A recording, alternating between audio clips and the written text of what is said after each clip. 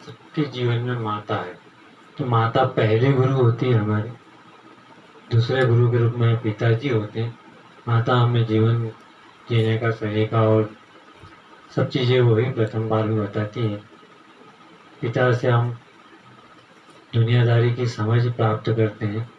उसके बाद हमारी परंपराओं के हिसाब से या संस्कृति के हिसाब से जो है उसमें कुलगुरु या जो भी पारिवारिक गुरु होते हैं उनको गुरु बनाते हैं, जिनसे मंत्र दीक्षा ली जाती है। इसके अलावा जो हमें शिक्षा देते हैं, हमारे जीवन को जो शिक्षित करते हैं, वो भी गुरु हमारे जीवन में होते हैं।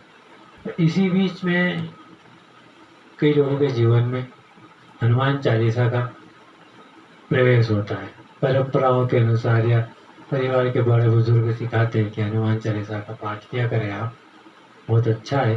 और युवाओं को सबसे पहले वही बताया जाता है, तो सब हनुमान चालीसा का पाठ करना सीख जाते हैं, हनुमान जी के मंदिर में जाना सीख जाते हैं। और हनुमान चालीसा का जो शुरुआत है वही श्री गुरु चरण सरोज है, मतलब गुरु की वंदना से ही उसकी शुरुआत हुई है। और अंत भी जो होता है हनुमान चालीसा का, उसमें बड़े आनंददायक रूप से कृपा करो गुरुदेव की नाई। तो हम हनुमान चालीसा के माध्यम से हनुमान जी महाराज को वंदना करते हैं, एक विनय करते हैं कि आप हमारे गुरु बनिए और हमारे जीवन में गुरु की तरह कृपा करिए, हमारे संकटों का निवारण करिए, हमें बल बुद्धि दीजिए, विवेक दीजिए, ज्ञान दीजिए। तो इस प्रकार एक देव गुरु के रूप में हनुमान जी का भी हमारे जीवन में प्रवेश होता है। गुरु कौन हो सकता है, ये कोई भी नहीं कह सकता कि ये गुरु नहीं हो सकते, क्योंकि इस जमाने में या उस जमाने में ऐसा कुछ नहीं है। समय के हिसाब से जब जब जरूरत पड़ती है, जिससे भी हमने शिक्षा ली, किसी भी प्रकार की शिक्षा ली है, किसी से भी हमने हमारी समस्या का हल पाया, वह एक तरह से गुरु है, क्योंकि उनने हमें को राह दिखाई और हम उस राह से अपनी समस्या का हल कर लेते हैं। जैसे आजकल बहुत लोगों को ये स्मार्टफोन चलाने के लिए ज़रूरत पड़ती है, तो हम छोटे बच्चों से सीखते हैं, तो वो भी गुरु ही है, क्योंकि उनने जो बताया हम उसको अनुसरण करते हुए उससे काम अपना संपन्न करते हैं। वो भी एक शिक्षा उनसे मिलती है, तो वो भी हमारे जीवन में एक तरह से गुरु ही हुए। जैसे कुछ पुस्तकें, कुछ धर्म ग्रंथ भी हमारे जीवन में गुरु के रूप में ही हैं। जैसे भगवत गीता का है, भगवत गीता से कितने लोग प्रेरणा लेते हैं, सभी अपने जीवन में भगवत गीता से कुछ न कुछ प्रेरणा लेते हैं।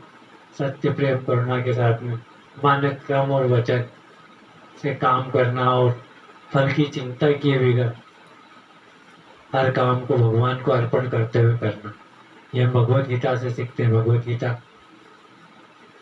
का उद्भव भगवान कृष्ण से हुआ, तो कहा ही गया है कृष्णम वंदे जगत गुरु। उनको तो जगत गुरु भगवान श्री कृष्ण योगेश्वर कृष्ण को जगत गुरु बताया गया। तो इस प्रकार और भी कोई धर्म ग्रंथ तो हो सकता है जो हम गुरु के नाम पे या गुरु के जैसे उनको अपना सकते हैं, जिससे हम मोटिवेशन लें, जिसकी प्रेरणा से हम अपने जीवन में आगे बढ़ें, वो सब हमारे लिए गुरु हो सकते हैं। अब महत्वपूर्ण ये नहीं कि गुरु कौन है, महत्वपूर्ण ये है कि हम कैसे शिष्य हैं, हमारी कितनी निष्ठा गुरु के प्रति है, हम कितनी श्रद्धा से उनकी बात को मानते हैं, उनका मनन करते हैं, हम उनके बताए हुए मार्ग पे कितने अच्छे रूप से चलते हैं, हम कितने अच्छे शिष्य हैं। गुरु ने आपको शिक्षा दे दी और आपने अपनी शिष्यता, प्रतिभा उनसे सीख कर प्रतिष्ठित की या नहीं की, ये बहुत महत्वपूर्ण है। गुरु ने एक बार आपको मार्ग बता दिया, अब आप उस मार्ग का अनुसरण कर पा रहे हैं कि नहीं, ये जरूरी है। आप अपनी शिष्यता के नाते उस चीज को कितनी श्रद्धा से, कितनी भक्ति से, कितनी आस्था है आपकी गुरु के प्रति, वो महत्वपूर्ण है। कई धर्म ग्रंथ या किसी देवता को गुरु मानते हैं, तो वो गुरु हमको शिष्य बनाए, ये जरूरी नहीं है।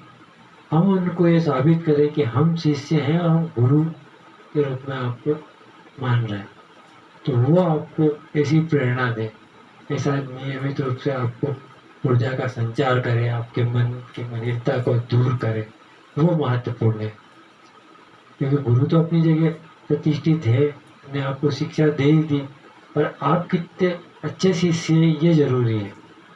आप अपनी योग्यता कैसे साबित करते हैं वो महत्वपूर्ण है।